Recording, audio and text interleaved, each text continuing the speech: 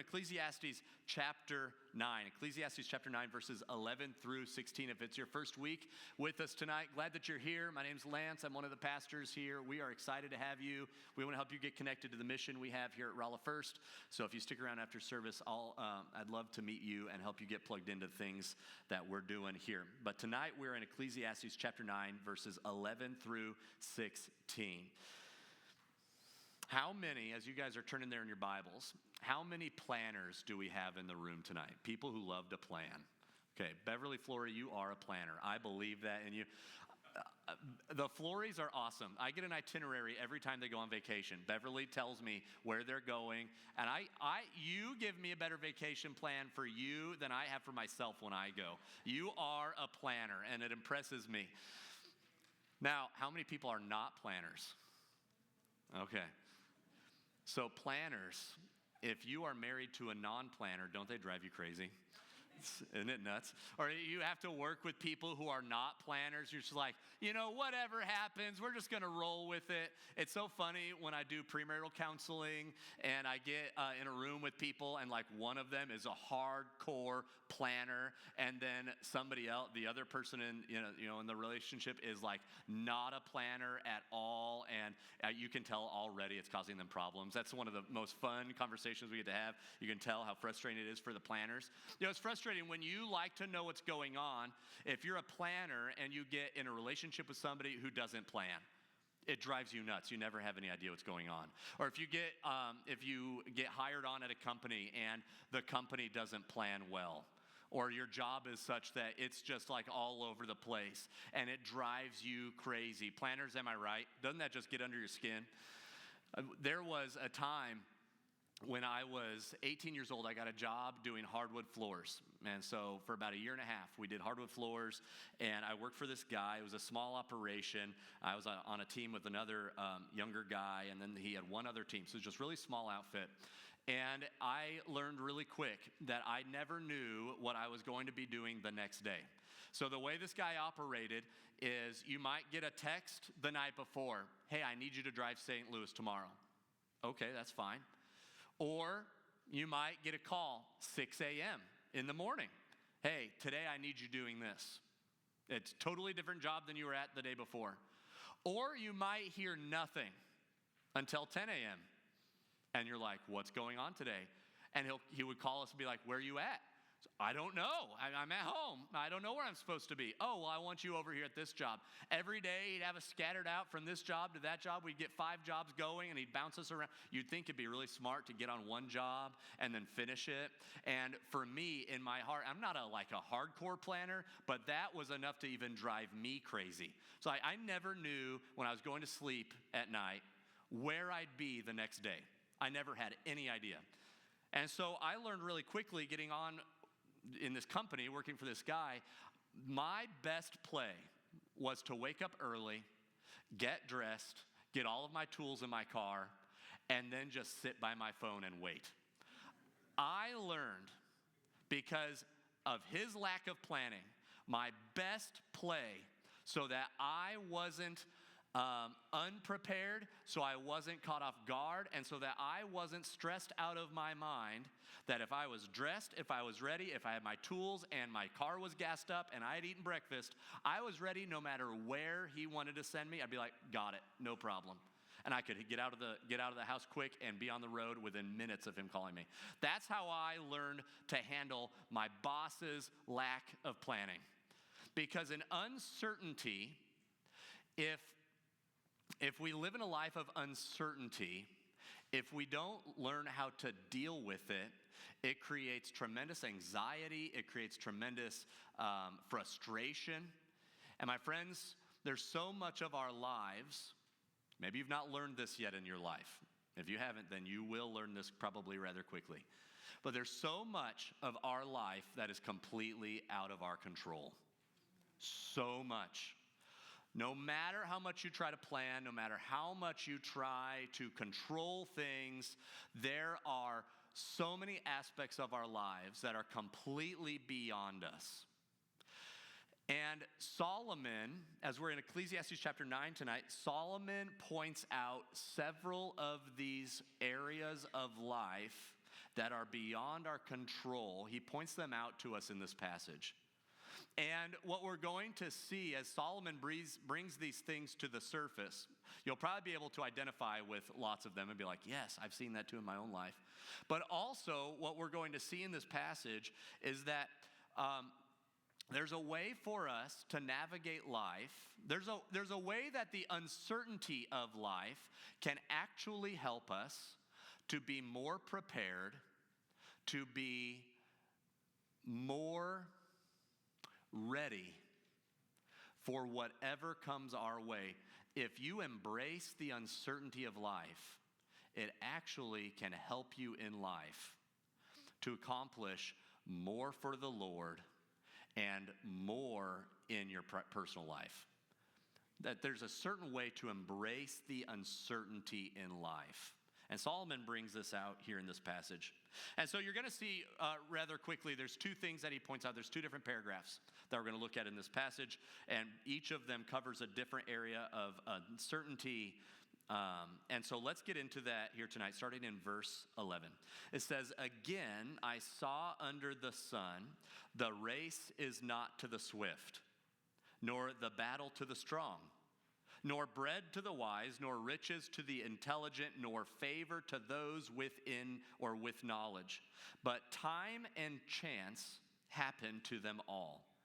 For man does not know his time.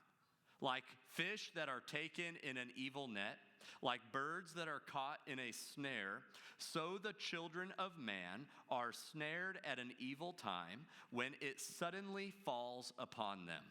Paragraph number 2. "I have also seen this example of wisdom under the sun, and it seemed great to me. There was a little city with a few men in it, and a great king came against them and besieged it, building great siege works against it. But there was found in it a poor, wise man, and he by his wisdom delivered the city. Yet no one remembered that poor man. But I say that wisdom is better than might, though the poor man's wisdom is despised, and his words are not heard." So paragraph number 1 points out the first area of uncertainty to us, the first area of life. And as we look at this first paragraph, we see that one of the things we can do because of the uncertainty in life, one of the best things we can do is be prepared for the unplanned. One of the things that we need to do in life is kind of be prepared for things to not go according to plan. Because we can't control so much of our own lives. And he brings something up in verse 1 that you've probably noticed throughout your life. He says that the race is not always won by the swift, nor the battle to the strong, nor bread to the wise, nor riches to the intelligent, nor favor to those with knowledge. Life, again, maybe you've noticed this, but life isn't always fair. There are parts of life that seem very unfair. You know, we look at people who have worked hard, who are, in his example, they're the swiftest, they're the fastest, yet they don't win the race. Sometimes we see the most gifted individuals are least prepared, and so they don't win whatever it is they're gifted at. You see these incredibly gifted athletes, and because they're so gifted, they don't put in the preparation, they don't put in the hard work to something, and they lose as a result. I was just watching the NBA Finals just a little bit ago, and I don't know who watches the NBA. Does anybody here watch the NBA? Okay, 3 people, awesome. So you might understand this, but there's this guy named Wembanyama that went to the finals. He's 7'5", enormous. Doesn't even have to jump to dunk it. He's just on his tiptoes, and he lost. They lost in the finals, bad. And this person, you're watching this, and their whole team was awesome. They just went. They crushed so many of their opponents to get to the finals of the NBA, but they weren't ready for the finals. Why? Because they were falling back on just their natural giftedness. And so they didn't put in the hard work to prepare for their opponent in the NBA Finals. That just happened. It was a really big deal in the NBA. You guys apparently don't care. I cared.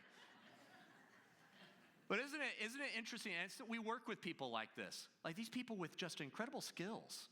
They're so smart. They're so gifted.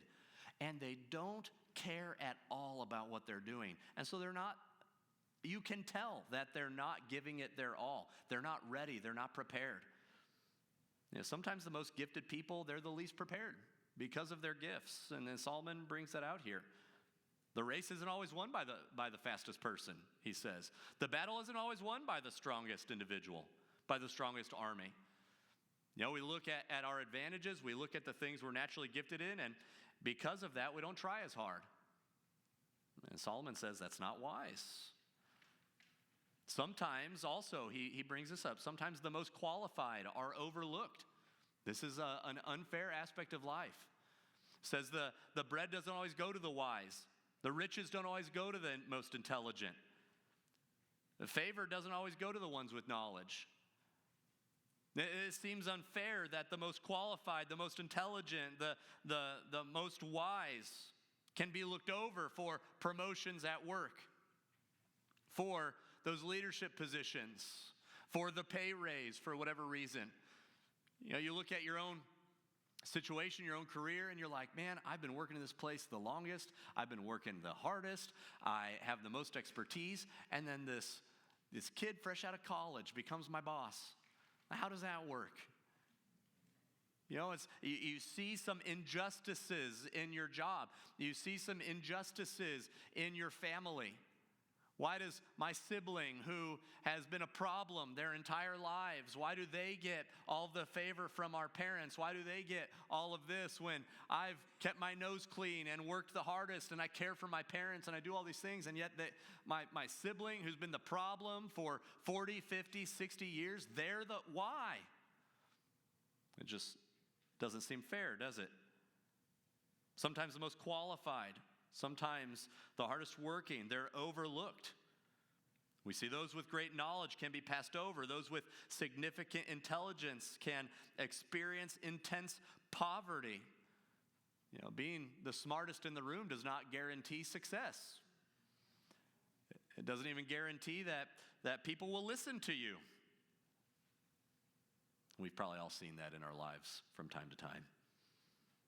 And he also brings up this other aspect of life, that sometimes the most unfortunate things happen to the most undeserving people. And what I mean by that is, sometimes horrible things happen to really great people. We've talked about that a few times throughout Ecclesiastes. He brings that up a lot. This is an injustice in life that he points out. Now, why do these godly people suffer such terrible losses? Their children pass away, their spouse dies young in their marriage, or they're stricken with terrible diagnosis. They get cancer or whatever it might be. Why do great people suffer so? They seem to be so undeserving of this terrible tragedy that's come into their life. Sometimes we see that. We look at that. That's one of the first things that people who maybe don't believe in Christ, or they look at our faith and they don't understand, that's one of the first things they'll bring up all the time is, why do kids suffer, right? Why is there suffering for people who seem to be innocent? I think it's a fair question. Obviously, we know the answer, that we live in a fallen world. This world is broken, and we're waiting for Jesus to come back again and fix it, right? But in the meantime, life is unfair. Life is unjust in a lot of ways, especially when we're trying to evaluate things and gauge things in our own eyes and in our own minds, because we don't see the whole picture like God does. But we see that godly people suffer great loss. We see healthy people die young. There's just a couple examples, but there's all sorts of injustices in this world that we can point to. Why does that happen? Solomon is saying here, he's just bringing to the surface, you just can't always plan for everything. You just don't know what's going to happen from one day to the next. And this isn't a fatalist mentality. This isn't nihilism, nothing matters. It's an important thing for us to grasp, for us to wrestle with, and I think it's an important thing for us to accept, really. You don't know what's going to happen tomorrow. James chapter 4 tells us to, don't take tomorrow for granted. Don't count on it. Because you can't say, the Lord will have me here tomorrow, because you don't know. And that's true. Our lives are like a vapor, here today and gone tomorrow. They're like a mist. So sometimes the most unfortunate things happen to the most undeserving people. We look at these great people in our lives. We look at our loved ones, and sometimes it seems like really incredible people suffer tragedy after tragedy after tragedy after tragedy. And we look at that and we say, that isn't fair. And it's probably not. And Solomon is saying here, time and chance happen to everybody. You don't know what's going to happen to you tomorrow. You don't. And then in verse 12, he continues on in that train of thought. He says, for a man does not know his time. You don't know when you're going to breathe your last, Solomon is saying. You do not know whether or not tomorrow will even come for you. You don't know your time. Life is like, he says here, life is like like fish that are taken up in an evil net, or like birds that are caught in a snare. So the children of man are snared at an evil time when it suddenly falls upon them. And he's basically saying it's like your life can be removed from you in an instant. Now he used 2 times here. He used the word evil. Did you notice that? He really doesn't think it's fair. Said it's not right. And when he's using the word evil here, really what he's pointing to, and the reason he can say evil and stand by it, is because that's not the way that the Lord intended this world to be. That's not the way the Lord intended our lives to operate. We're supposed to still be in the Garden of Eden. But sin, evil, crept into the world. And our world is broken. It is evil in many ways. There is sin all around us. It's broken. And because of that, our lives are short. Unpredictable. Life can be very unpredictable. And as he uses those various examples here, what's important for us to understand is, and no matter what you do, you cannot plan for every event. Here's the hard thing for you planners. So I got you to raise your hands earlier, so you've already identified yourselves.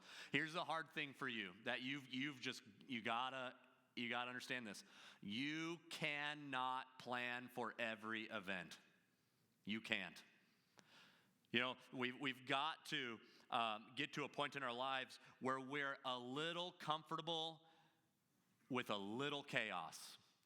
Where we can be flexible, where we get to the point where we've made our plans, but we're ready for when they go off the rails. It's like, yeah, here's what I'm planning to do, but you know what? If things start moving a bit of a different direction, it's okay. I can roll with that. That's where we really need to get in life, because you cannot plan for every event. You don't know when the net is going to be taken up. You don't know when the snare is going to get you. You don't know what's going to happen. You cannot plan for every event. No matter what you do, you can't avoid every tragedy. We have people who look at this reality, this unpredictable nature of life, and they say, okay, fine, I'm just going to sit at home. I'm just going to isolate myself. You know what? I've been hurt by friends. I don't need friends. You know what? My family was mean to me, and I don't need a family. The church hurt me when I was young, so I just don't need church. And I'm just going to isolate myself, and, I might, things happen in the world, and I'm tired of getting hurt, and I don't want to, run into this or do any of that, so I'm just going to sit at home and ignore people. My friends, that's not the solution to life. You can't avoid tragedy. You can't avoid every pain. You can't, and those difficulties, those hurts that we experience in life, it's part of the beauty of our lives. That we experience pain and tragedy and difficulty, and the Lord walks us through them. And when we try to isolate ourselves and we try to just go through life and just avoid everything that hurts and just avoid everything that causes difficulty, all we're doing is removing ourselves from the places that the Lord wanted us to be so that we could touch people for Him. You can't avoid those things anyway. Tragedy is still going to find you even if you hide from it. Now, I've said it so many times that it's interesting to watch people as a pastor, and when they're going through the worst times in their lives, that's when I see so many people disappear out of church. And I watch that, I try to find them or call them or track them down, and it's what makes me so sad when I see that, and I see it all the time. And the reason that hurts my heart so much is that's the exact time that they need to lean into the church the most. When you're struggling, when you're falling into temptation, when you're experiencing that hurt, when you've experienced that tragedy, that's not the time to run away from the church. That's the time to lean into the church with every fiber of your being. Surround yourself with the body of Christ. Don't isolate from it. Doesn't fix your problems. My friends, no matter what, you are not guaranteed tomorrow. And again, it's not a defeatist mentality. This isn't nihilism. See, here's why Solomon is pointing this out to us. You are not guaranteed tomorrow, so live like it. Live your life in the understanding that you are not guaranteed tomorrow. Appreciate the people that God has brought into your life. Be ready every morning for that to be your last. If we really allow this to sink deep into our hearts, just think about how differently you'll approach your work. Think about how differently you'll approach your relationships, how differently you'll approach your relationship with Jesus. Just how much we take for granted each and every morning that we get. With Solomon, the reason he's bringing this to the surface in this passage is because the key to it all, the key to navigating the uncertainty of your life is to embrace it to a degree that you say, Lord, thank you again for another morning. I'm going to make the most out of this one. Not to sit at home and fritter your life away, but to give it your most, your all, each and every single day, because you don't know what tomorrow is going to bring. That's the direction that Solomon is taking us in this passage. You're not guaranteed tomorrow. Live like it. And he brings up this story in the second paragraph. This something that he says he observed. So he gives us this short story about a city that's being sieged by a bigger nation, a powerful king comes against this smaller city, and they're sieging it. They're at war. And there was a poor man. He says a wise man that the community turned to. And through his wisdom, he led them out of the battle. He led them to victory. And then it says in verse 15, yet no one remembered that poor man. So what's interesting is, and what he's not saying, now we don't know what city this is. We don't know what war this is. We're not quite sure. I mean, we can't, it seems to me like he's talking about something that actually happened. He says there's another example that he has seen. He says, I also have seen this example of wisdom. It seems like a real thing that he witnessed, but we don't know if he's using as a parable or whatever.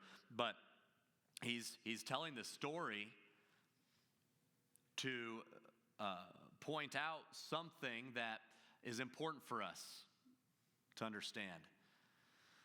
And we're going to look at two different dimensions, really the two sides of this coin in this story. But here's this poor man. The wisdom, the victory comes from a poor man in the community, not the leader, not the king, not the elders, right? Not the council. It comes from this poor man, this beggar, it would seem.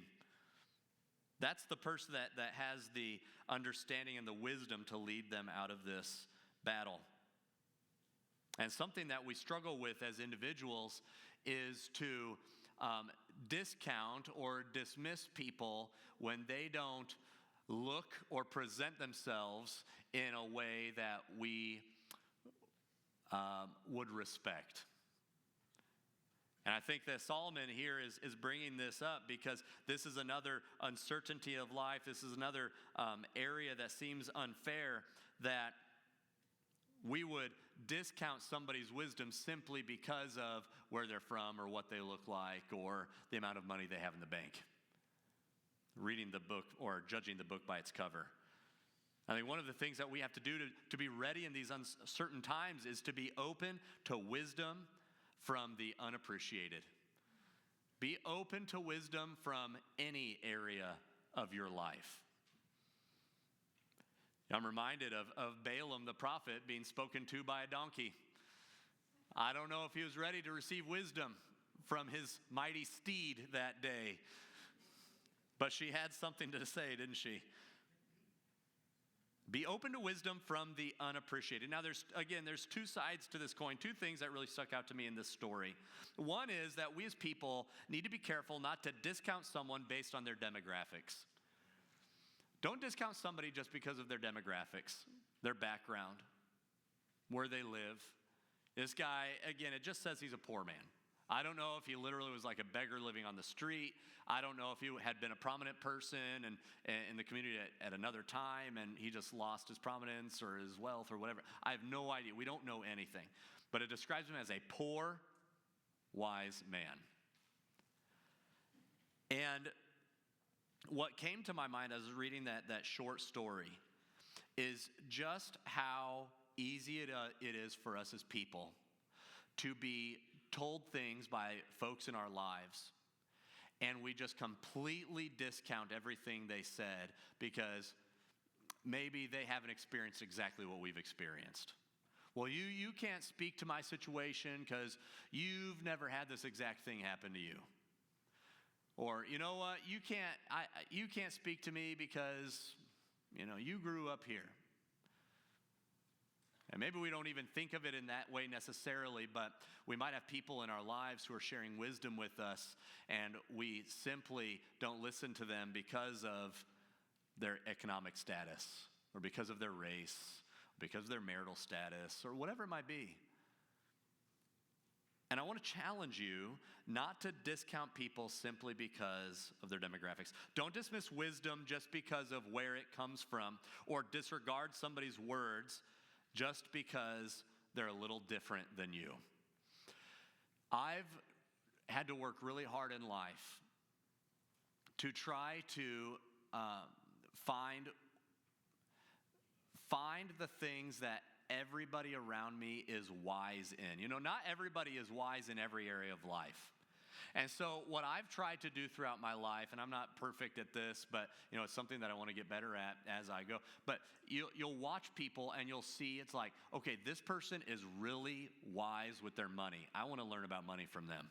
This person is really wise about their marriage. I want to learn about marriage from them. This person is really wise in how they raise their kids. I want to spend more time with them and learn about how they raise their kids. And it's like, everybody has something to offer.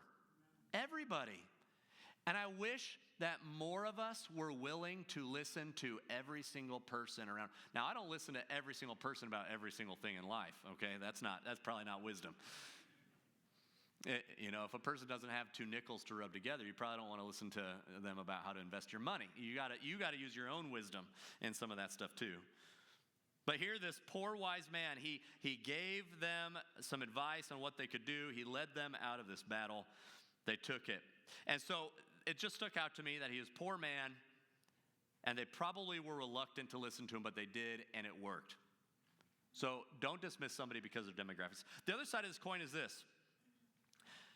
You put yourself in the shoes of this poor wise man.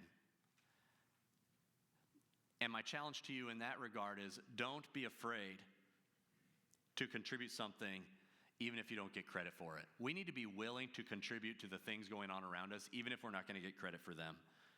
So one, in regard to the wisdom that people give to you, don't discount it just because of who they are. And then for you, you need to be willing to contribute to the things going on around you, even if you don't get credit. What's so sad is that this poor man they don't even remember who he is. The king probably got credit for that, right? It probably went down in their history that this great king led them out of the siege or whatever it was, whoever their leader was. Nobody even remembers the poor man. It says they despised his wisdom and his words were not heard. That's sad. He led them to victory. And I just wonder how he felt after he told them what they should do and they listened to him and they had the victory and then he didn't get any credit for it. I just wonder how he felt in that moment. And my challenge for us, my friends, is to do what's right even if no one sees you do it. You know, Scripture challenges us to never grow weary in doing good. Don't grow weary in doing good. You are not going to get credit for all of the things you do for Jesus. You're not. You know, you will one day when you stand before the Lord. But on this side of heaven, you are not going, most of what you do for Jesus is going to go completely unseen. Those things you do for your spouse, picking up their socks or whatever, like, hey, that's for Jesus. Sometimes it's like, hey, I'm not going to say something right now, and that's for Jesus. Yeah, it's in your relationships, things like that. You are not going to get credit for those things. That's fine. Do what's right, even if no one sees you do it. Help others, even when they don't help you. Help other people, even when it's not reciprocated. Do it because it's right. Do it because you love Jesus. Do it because you represent Jesus. Here's the really hard thing, this last thing I have here, is don't give up doing good even when you gain nothing from it. And in fact, there are times that you're going to do the right thing, you're going to do good, you're going to do righteousness, do what the Lord wants you to do, and you're going to lose because of it.